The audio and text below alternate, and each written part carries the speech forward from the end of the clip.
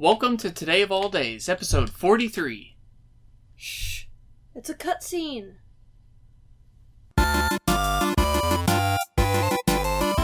Today is Saturday, July 8th, 2017, and today is a hot ticket special item day, because today is Video Game Day! So, for today, we wanted to go over the top 5 video game copies sold. Now, to start off our list with number 5, we have Super Mario Bros. With 40,240,000 copies sold worldwide. But that's nothing compared to number 4, Grand Theft Auto 5, with 80 million copies sold worldwide. Man, that's double how many copies of Super Mario Bros.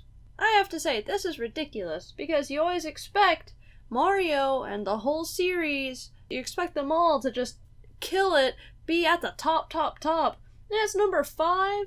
Then we've got Grand Theft Auto. Where's this list going? And coming in on number 3, we have everyone's favorite Wii game, Wii Sports, with 82,810,000 copies sold. Now, I will say, maybe they got the upper hand with this one because I remember getting Wii Sports with the Wii console. So, could have been a way they weaseled their way in there. Who knows? Coming in at number 2, we have Minecraft, with 122 million copies sold. I will say I have never played Minecraft. So, based off of watching videos online and everything, I don't get it. 122 million copies sold. That is a ridiculous amount of games. But just you wait until number 1. Which is Tetris, with 495 million copies sold worldwide. It was that catchy tune. Can't beat that catchy tune. Real numbers aside, we're going to go over our own personal top 5 video games. Coming in at number 5 is Ori and the Blind Forest. Hands down, this is one of the most beautiful games that I have ever had the pleasure of playing. The music, when it meets the art style, and how fluid the motion is while playing the game, it is overall 100% gorgeous. Yeah, I feel like Ori and the Blind Forest just came out of nowhere, flew under the radar, but it captivated the hearts of those that played it. And that is why it's in our top 5. And that brings us to number 4, the Portal series. I don't know if you can call it a series, because it's just 2. It's challenging, it starts off, and it just kind of lulls you in, like, oh, okay, yeah, I'm gonna do these little puzzles. What is happening? And that makes a great game. I highly recommend Portal and Portal 2. You have to play them in order, or else you're not playing them correctly. And that brings us to number 3, Crash Bandicoot 2. The first one is beautiful. It's the most challenging of the whole Crash Bandicoot franchise. But number 2 introduced so many new elements, and it totally changed the play style and the way that you got absorbed into the Crash Bandicoot world.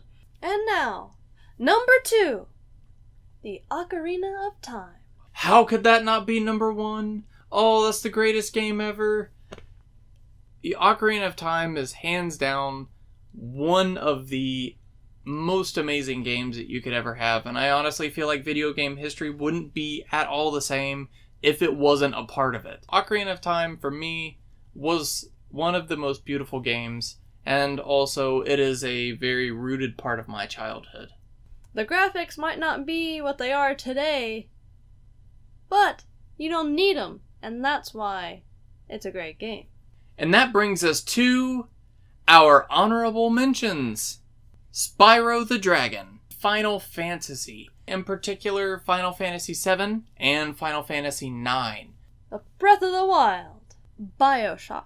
And that brings us to our last honorable mention, which is Shadow of the Colossus.